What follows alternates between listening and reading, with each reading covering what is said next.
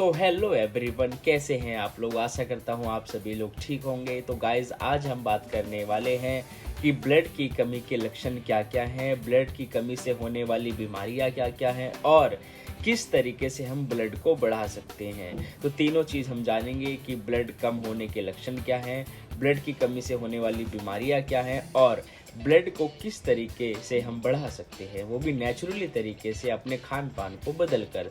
तो सबसे पहले मैं आपको बताना चाहूँगा कि ब्लड हमारी बॉडी के लिए बहुत ही ज़्यादा इम्पोर्टेंट होता है। इसकी कमी से बहुत सारी बीमारियाँ ऐसी होती हैं कि जिसके लिए पेशेंट को या किसी भी व्यक्ति को बहुत सी मुसीबतों का सामना करना पड़ सकता है। तो इसीलिए आप हमेशा अपनी नेचुरल डाइट में अच्छी आहारों का सेवन करें, जिसकी वजह से आपका ब्लड फ्लो जो है वो अच्छी तरीके से वर्क करे और ब्लड की कमी आपको ना हो।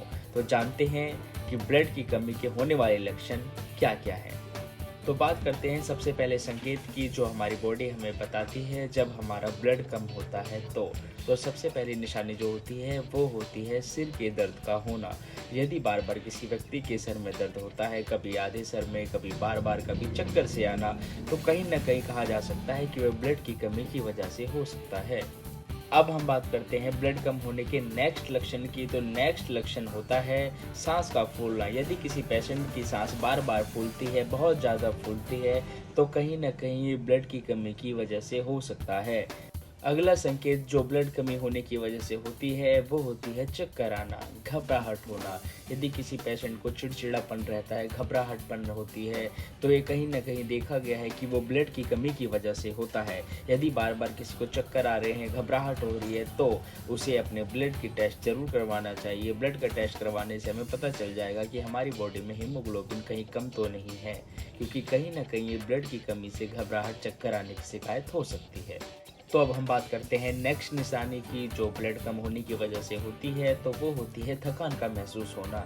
यदि किसी व्यक्ति को बार बार थकान महसूस होती है, थोड़ा सा भी काम करने पे उसकी सांस फूल जाती है, थकान सी ज़्यादा महसूस होती है और इसी के साथ कभी कभी उसे ऐसा लगता है कि याददाश्त में कमी का होना, कि हमने कोई चीज़ रखी कहीं पे और हम भूल गए कहाँ रखी थी, या कोई भी चीज़ हम याद करने की कोशिश करते हैं तो जल्दी याद नहीं आती, जल्दी दिमाग से निकल जाती है। तो ये हो सकता है कि कहीं ना कहीं आपके शरीर में हीमोग्लोबिन की कमी हो सकती है। तो याददाश्त का कम होना, थकान महसूस होना, ये भी संकेत हो सकता है कि आपका ब्लड कम है। चलते हैं ब्लड की कमी से होने वाले नेक्स्ट संकेत की तरफ। तो नेक्स्ट संकेत होता है भूख का ना लगना। यदि किसी पेशेंट को भूख टाइम से नहीं लगती है, बार वो खाने की कोशिश करता है लेकिन उसे खाने का मन नहीं करता है, अजीब सा उसका मन होता रहता है, तो कहीं ना कहीं ये देखा जा सकता है कि वो ब्लड की कमी की वजह से हो सकता है।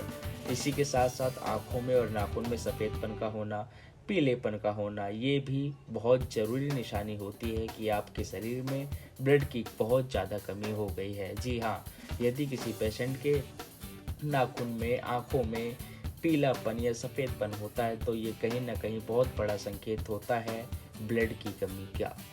नाखून और आँखों के सफ़ेद होने के साथ साथ यदि किसी पेशेंट को, किसी व्यक्ति के शरीर में सूजन बार बार आती है, तो ये बहुत बड़ी निशानियां होती हैं कि आपके अंदर ब्लड की बहुत ज़्यादा कमी हो गई है। ऐसे में आपको डॉक्टर से सलाह ज़रूर लेनी चाहिए, क्योंकि नाखून का सफ़ेद होना, आँखों का सफ़ेद होना और शरीर में सूजन होना, ये तीनों दिक्कत जब ही होती है जब हमारी बॉडी में ब्लड की मात्रा बहुत ज़्यादा कम हो जाती है। तो ऐसे में हमें नज़रअंदाज नहीं करना चाहिए और डॉक्टर से तुरंत ही मिलकर सलाह लेनी चाहिए।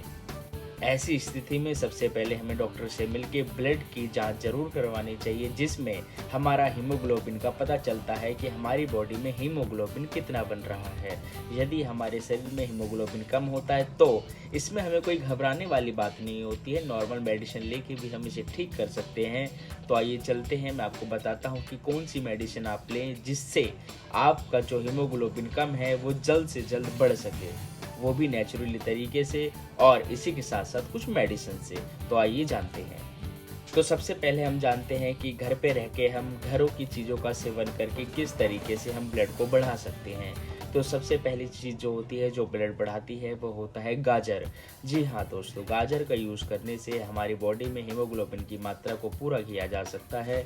इसी के साथ साथ चुकंदर, गाजर, चुकंदर इनका जूस बना के डेली 1 गिलास पीने से हमारी बॉडी में हीमोग्लोबिन बहुत तेज़ी से बनता है, जिससे हमें इन सब चीज़ों से राहत मिलती है।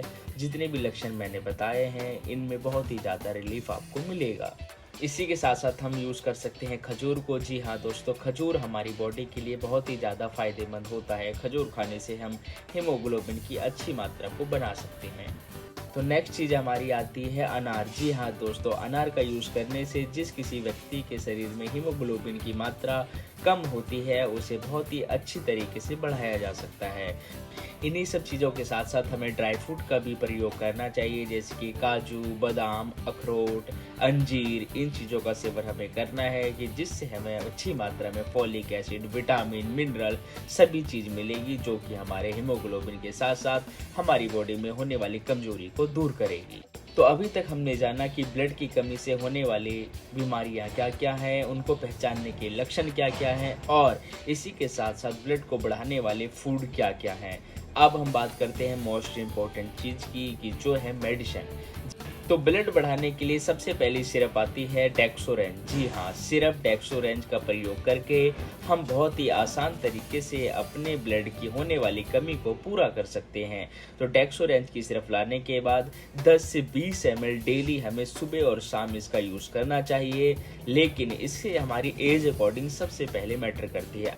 जो व्यक्ति 20 साल से बड़े हैं और उनका वेट 55 से 60 केजी का है, तो वो खूब आराम से 20 ml सुबह, 20 ml शाम को सिरप डेक्सोरेंज का यूज़ कर सकते हैं। अब हम बात करते हैं बच्चों की। अगर कोई बच्चा है जो 10-12 साल का है और उसका ब्लड कम है, तो भी हम उसको 5-5 ml सुबह शाम करके दे सकते हैं। या अगर उसका वेट अच्छा है, 45 से 50 किलो है, 40 किलो है, तो उसे 5 ml दिन में 3 बार भी हम दे सकते हैं।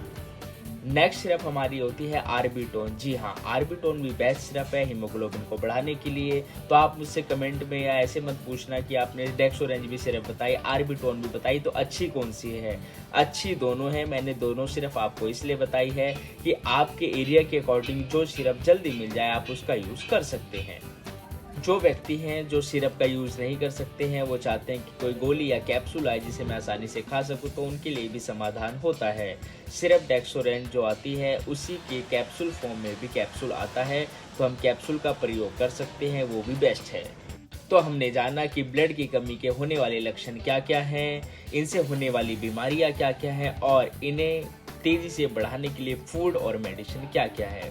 तो मैंने सारी इन्फॉर्मेशन आपको दे दी है। आशा करता हूँ आपको वीडियो अच्छी लगी होगी। अगर वीडियो अच्छी लगी तो लाइक कीजिए और सब्सक्राइब कीजिए। सब्सक्राइब करने का फ़ायदा ये होगा कि मेरे आने वाली वीडियो आप देख सकेंगे सबसे पहले। तो मिलते हैं किसी और वीडियो में, तो जब तक के लिए बाय।